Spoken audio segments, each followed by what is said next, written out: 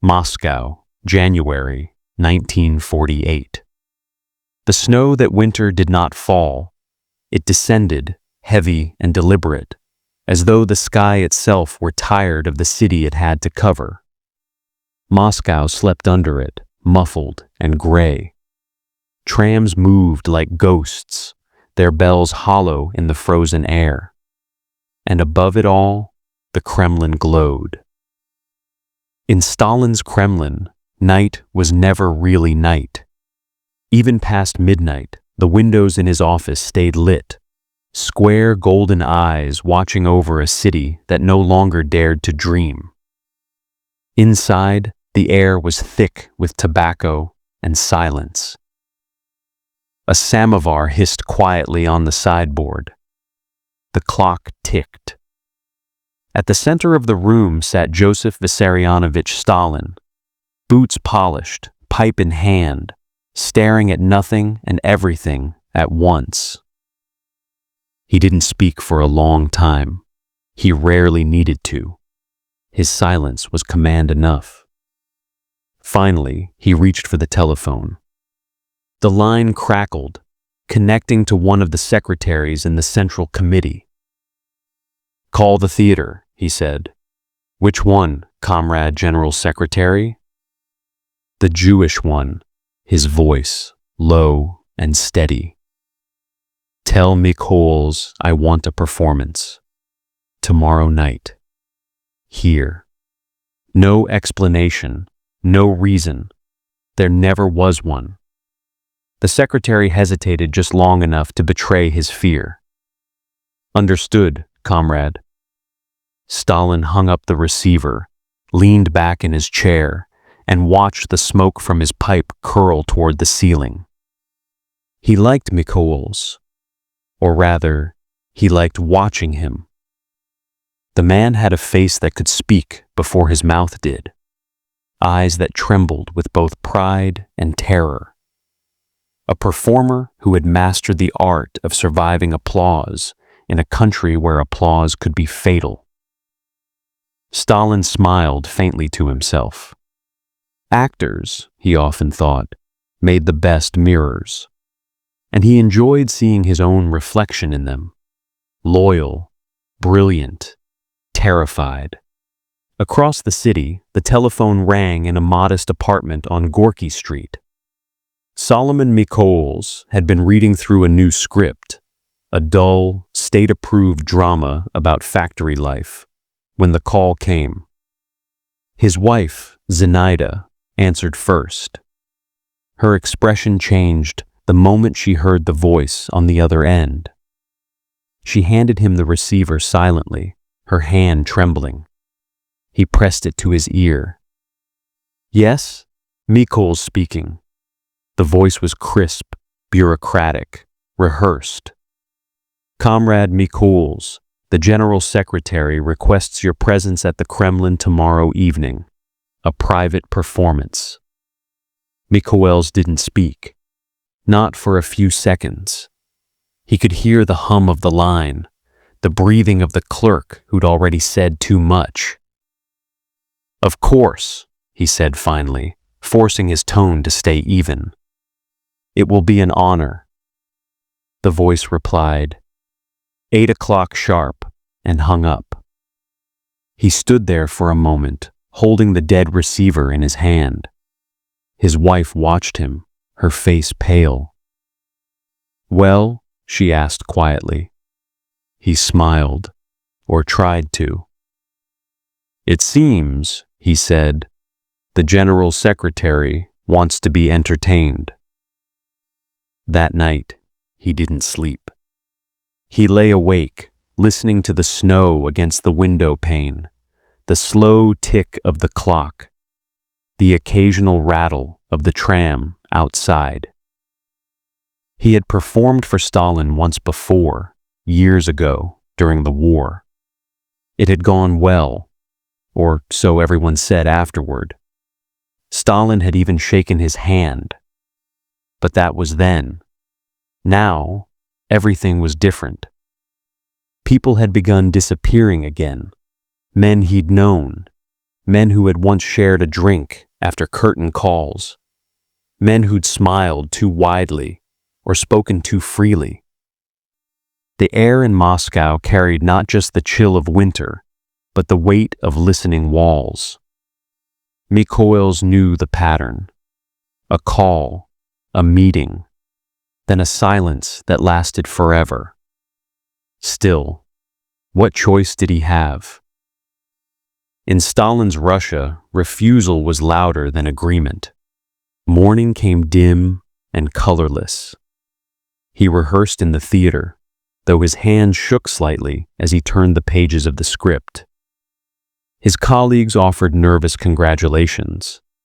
They meant it as kindness, but it sounded like a farewell. By afternoon, a black ZIS limousine arrived outside his apartment.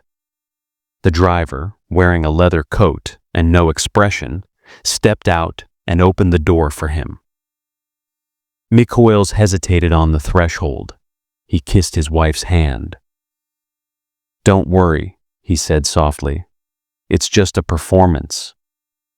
She looked at him for a long time. Then she said, almost in a whisper, "Just remember which lines are yours." He smiled faintly, nodded, and stepped into the car. The door closed with a sound that felt too final. As the car moved through the snowbound streets toward the Kremlin, Mikhoels stared out the window. The city was silent, almost reverent, as if it, too, feared where he was going. At the Kremlin gates, guards saluted. He was led through long, dim corridors, marble floors that echoed, portraits that watched, air that smelled faintly of iron and smoke. He passed closed doors behind which whispers died the moment he neared them. Finally, they reached the reception hall. A man in a gray suit, one of Stalin's aides, stopped him. "Comrade Mikhoels," he said, with a polite, empty smile. "You will wait here." Mikhoels nodded. He adjusted his collar, smoothed his jacket, breathed slowly. Through a half-open door, he could see the glow of firelight. And beyond that, the unmistakable silhouette of the man himself, short, stocky, pipe in hand, the weight of an empire gathered in his quiet presence. Stalin turned his head slightly, as though he could sense being watched. His eyes met Mikhoels for the briefest moment. "Ah," he said softly, "our guest arrives." The aide motioned him forward. "Comrade General Secretary will see you now." Mikhoels stepped through the door, into the heart of power, into the quiet that could erase a life. And the door closed behind him with a slow, deliberate click. The room was smaller than he expected. Not the grand chamber of state meetings, but an intimate salon. Thick carpet, low light, walls lined with books and maps. A fire snapped softly in the grate. On the table nearby stood 2 empty glasses and a single bottle of Georgian wine. And in the armchair by the fire, Joseph Stalin. He was dressed in his familiar tunic, gray, pressed, without medals. His boots gleamed. His face, though older now, still carried that strange mixture of calm and menace. The stillness of a man who didn't need to move to control a room. Mikhoels stopped a few paces inside. He bowed slightly. "Comrade General Secretary." Stalin didn't rise. He gestured instead with the smallest movement of his hand. "Come closer, Solomon Mikhoels. Let me see you." The voice was quiet, deliberate, almost courteous, but it carried the weight of command that no one disobeyed. Mikhoels obeyed. The air between them felt heavy, like a curtain drawn too tightly. Stalin studied him for a long moment, as if measuring a specimen. Then he smiled, a small, unexpected smile that looked almost human. "You haven't changed much," he said. "Still have the same eyes, the same voice. You spoke once for the soldiers during the war. I remember." "Yes, comrade," Mikhoels said. "It was an honor." Stalin leaned back, tapping his pipe against the arm of the chair. Honor, a dangerous word these days. The words hung in the air, half joke, half warning. No one knew which. A few others were in the room, shadow figures along the wall. Beria, perhaps, a secretary, maybe a cultural advisor. None spoke. They watched, always watched. On the table near Stalin lay a folder. Its edge was marked with the red band used for special files. Mikhoels noticed it, though he wished he hadn't. Stalin poured wine into one of the glasses and raised it slightly. "To art," he said, "the soul of the people." He drank, then gestured to the empty space before him. "Now, show me what makes our people laugh." Mikhoels's hands felt cold as he stepped forward. He began softly, a monologue from King Lear, one he'd adapted for the Soviet stage. His voice, even in fear, carried that commanding resonance honed through decades of theater. But tonight was different. He wasn't performing for a crowd, or even for applause. He was performing for survival. The folktale he told next, about a poor tailor who fools a greedy king, had always been a favorite among audiences. It spoke of wit triumphing over power, the small outsmarting the mighty. A clever parable, harmless, he thought. But as he reached the final line, he glanced at Stalin. The general secretary wasn't smiling anymore. He was staring, expression unreadable, eyes half-lidded, like a cat considering whether to play or strike. Mikhoels faltered for the briefest instant. The pause stretched thin. Then he recovered, finished the tale, and bowed slightly. Silence. Long, deliberate, endless. Then, at last, Stalin spoke. "The tailor," he said slowly, "was a brave man, but foolish. He didn't understand that kings don't like to be fooled." A faint chuckle rippled through the room, from Beria, from the others. Stalin didn't laugh. He watched Mikhoels, his gaze fixed and quiet. "You are a good actor," Stalin said. "You make people believe your lies. That is a kind of power." "Art, comrade," Mikhoels said carefully, "is not lies. It is reflection." "Reflection?" Stalin raised an eyebrow. "Of what?" "Of life. Of truth."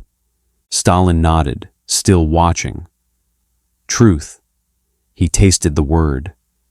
"Truth is a dangerous thing to show people. It makes them think they can see beyond the curtain." He set his glass down. "Do you think you can see beyond mine, Solomon Mikhoels?" The question froze the room. No one moved. No one breathed. Mikhoels bowed slightly. "I see only what you wish us to see, Comrade General Secretary." That was the only safe answer. And even as he said it, he felt a chill crawl down his spine. Because he didn't believe it, and neither did Stalin. Stalin leaned back again, satisfied for the moment.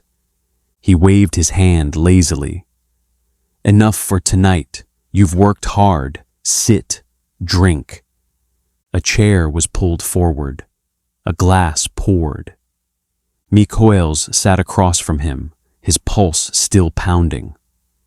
For a while, Stalin spoke almost casually about the war, about the reconstruction, about theater. He asked questions, strange ones. What do people think of me in the provinces? Do they still laugh when you perform? Do they fear you more or love you more? Each question was a trap disguised as curiosity. Mikhoels answered with the practiced neutrality of a man who had learned long ago that truth was a blade. Finally, Stalin smiled. Good. I like men who understand silence. It keeps them alive. He stood, signaling the meeting was over. The others straightened immediately. As Mikhoels rose, Stalin reached out and patted his shoulder, a gesture almost paternal. You are a fine actor, he said softly. But remember, comrade, even the best actors must know when the play is over. Outside, the snow was falling harder now, thick and heavy, muffling the city. Mikhoels stepped into his waiting car, his breath trembling in the air. He didn't speak the entire ride home. He only stared through the window at the white blur of Moscow, thinking about that final line. Even the best actors must know when the play is over. It echoed in his mind like a verdict. Because in Stalin's world, plays didn't end with applause. They ended with silence. In the Kremlin, nothing ever happened suddenly. Decisions arrived like winter fog, slowly, quietly, until they surrounded you. 3 days had passed since Solomon Mikhoels performed for Stalin. 3 long, silent days. In that time, the Kremlin's corridors changed their rhythm. Secretaries walked faster. Files disappeared from desks. Conversations stopped when certain names were mentioned. It was as if something invisible had been set in motion, something that could no longer be stopped. And somewhere in that quiet machinery, a single order began its journey downward. From Stalin's desk, to Beria's office, to the Ministry of State Security, and finally to a man whose name never appeared in the records. The instruction was simple, almost elegant in its cruelty. Mikhoels, reassigned to Minsk for cultural coordination. Ensure a satisfactory conclusion. No signature, no explanation, just Stalin's initials, IVS. Mikhoels received the call the next morning. The voice was the same smooth tone of the bureaucrat who had summoned him to the Kremlin. Comrade Mikhoels, the ministry requests your presence in Minsk. 2 days at most. You will meet with local officials about a new theater initiative. He hesitated. Is this at the General Secretary's request? Of course, comrade. That was enough. That one phrase, at the General Secretary's request, turned suspicion into obedience. He agreed to go. What else could he do? He told his wife over breakfast, trying to sound casual. It's routine. Just a few meetings. I'll be back before the weekend. She nodded, but her hands shook slightly as she poured his tea. In the window behind her, snow drifted down like ash. That night, he returned to the theater for what would be his final rehearsal. The stage lights burned bright, dust floating in their beams. The smell of paint and old wood filled the air, the scent of his life's work. He spoke to the younger actors, offered advice, adjusted the timing of a scene. They listened attentively, though he noticed something strange in their eyes. Pity, perhaps, or fear. At the end of rehearsal, his assistant handed him a telegram, the travel itinerary. Train to Minsk tomorrow morning, 9 o'clock. Official delegation. You'll be met by a driver at the station. Everything looked proper, stamped and signed. Almost too proper. He folded the paper carefully and slipped it into his coat pocket. That night, after packing, he took a walk through the dark streets of Moscow. Snow crunched under his boots. The city was hushed, its lights dimmed behind frosted windows. He passed familiar streets, the theater, the cafe on Pushkin Square, the bookstore that had once carried his posters. He paused on a bridge overlooking the frozen Moskva River. The ice glimmered faintly under the street lamps.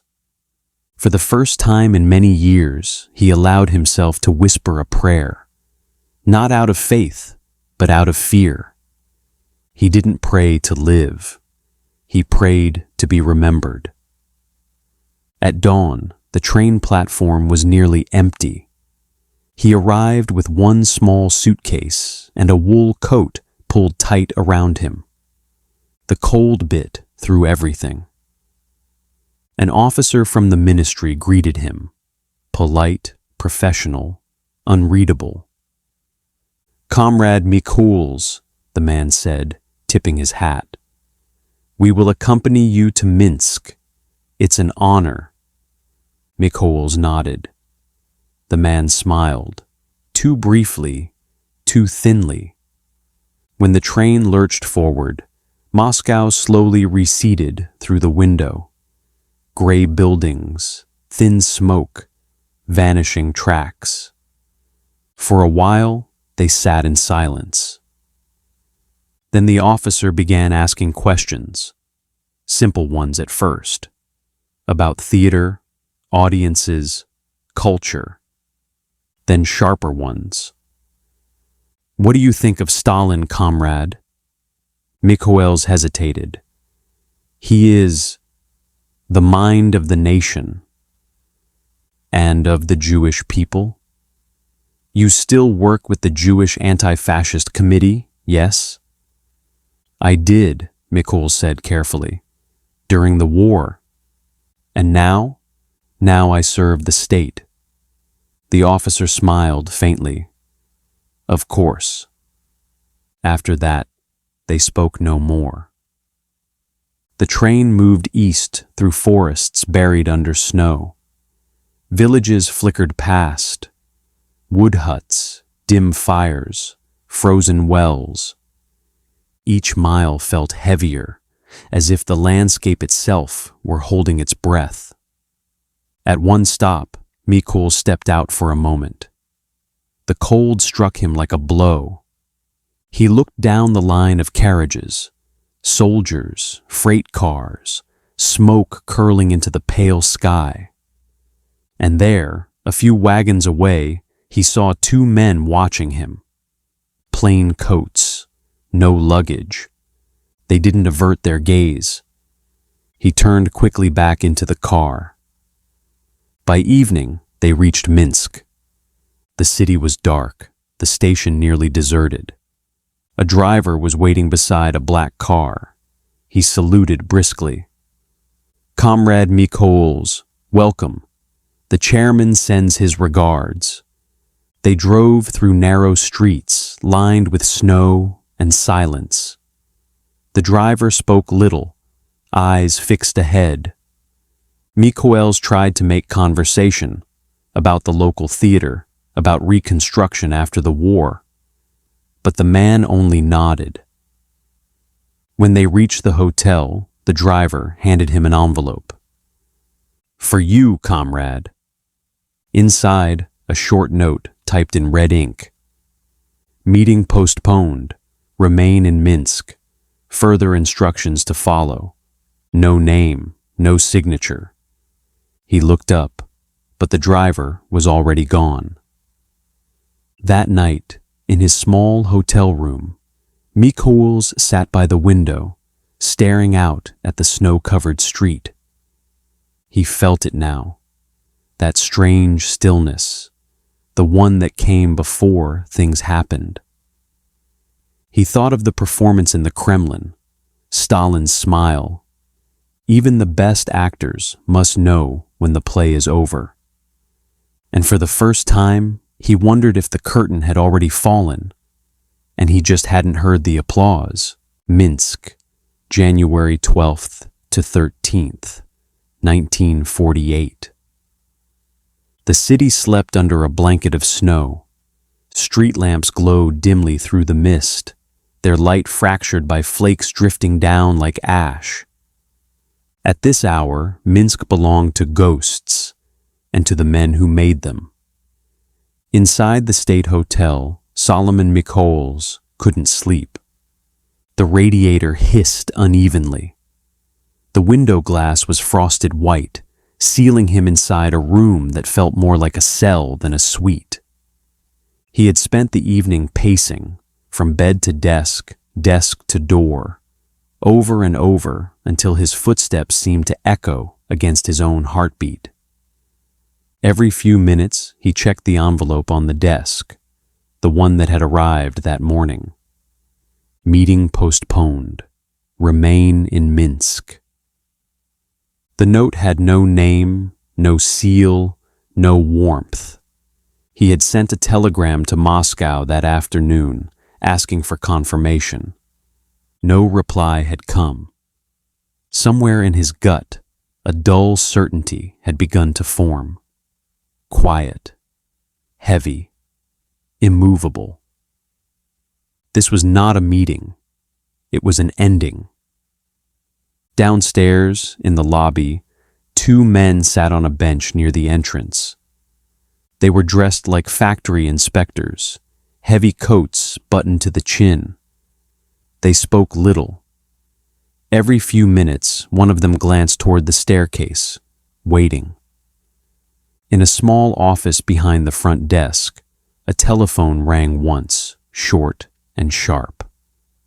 The clerk picked it up, listened, then replaced the receiver without a word. He stood, locked the register drawer, and walked outside into the cold. Moments later, a black government car rolled to a stop in front of the hotel.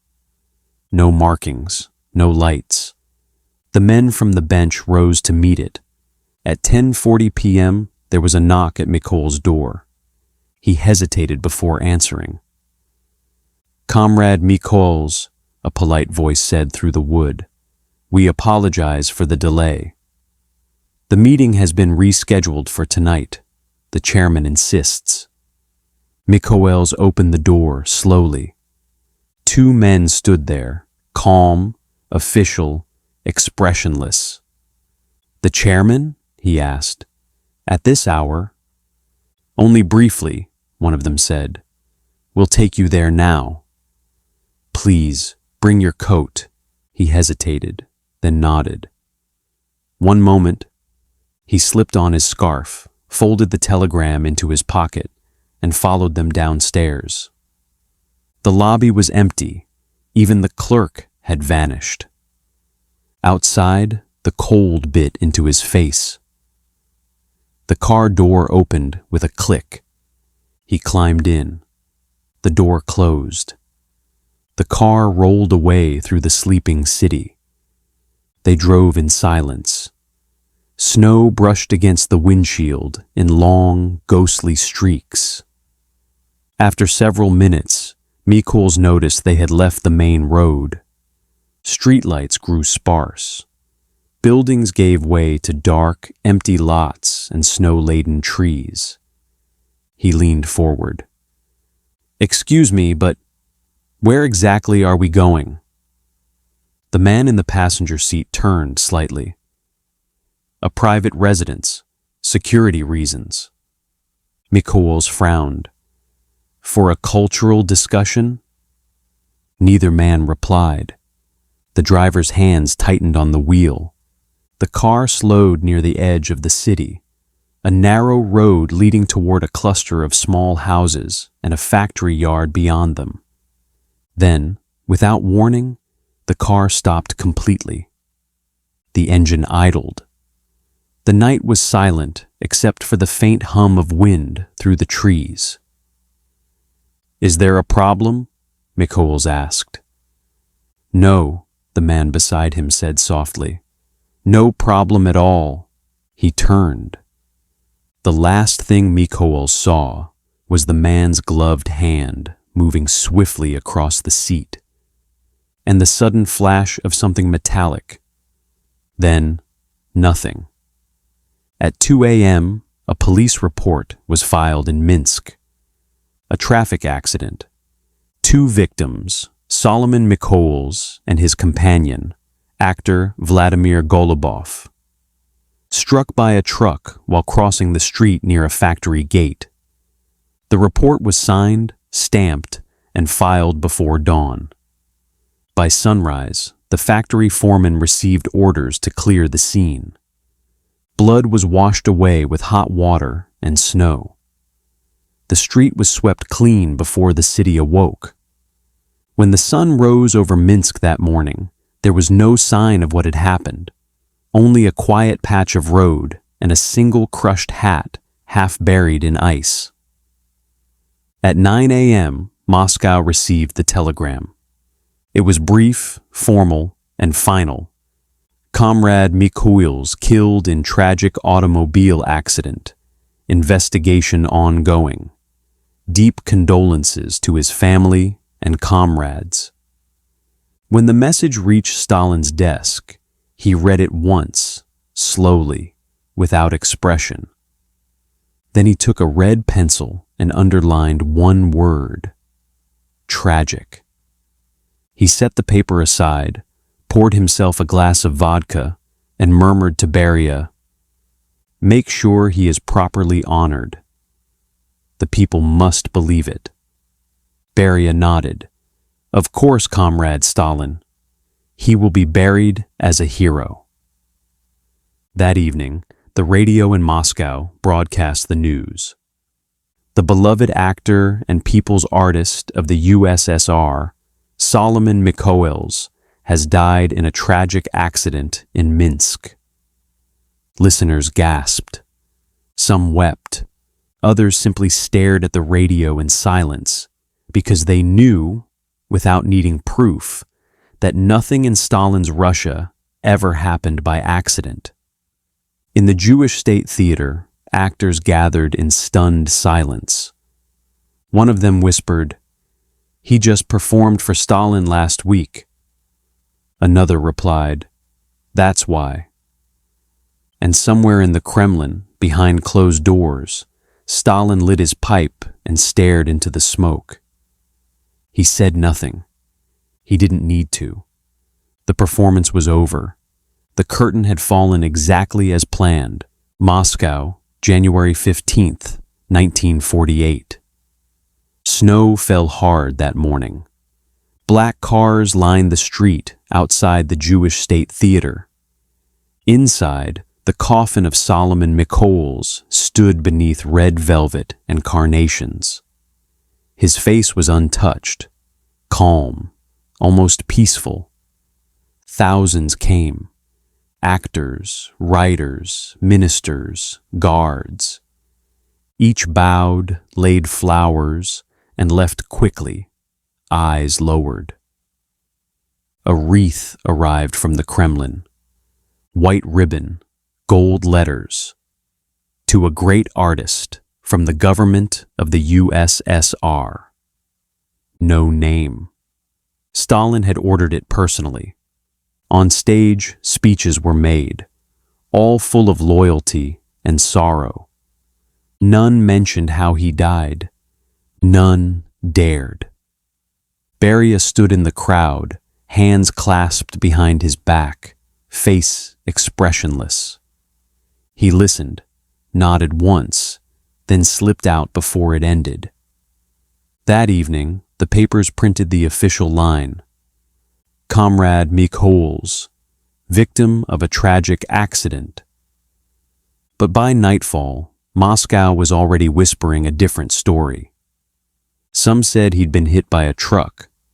Others said the truck had waited for him. And in the Kremlin, Stalin read the headlines in silence. He drew on his pipe, exhaled a thin cloud of smoke, and said quietly to no one in particular, "Even in death, he serves the state." The morning ended quickly. Within weeks, the posters came down, the flowers wilted, and Solomon Mikhoels' name faded from public mention. That was how it always went in Stalin's Moscow. Death was public. Memory was private.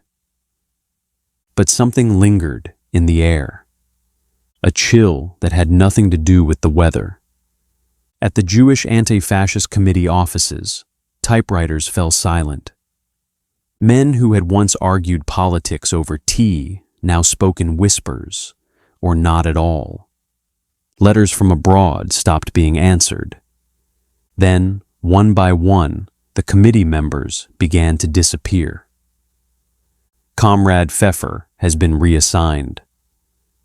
Comrade Epstein is under review. Each notice was dry, bureaucratic, final. No one asked questions. Everyone already knew. By summer, the interrogations had begun. The same questions, over and over. Did Mikhoels speak against the party? Did he discuss forming a separate Jewish state?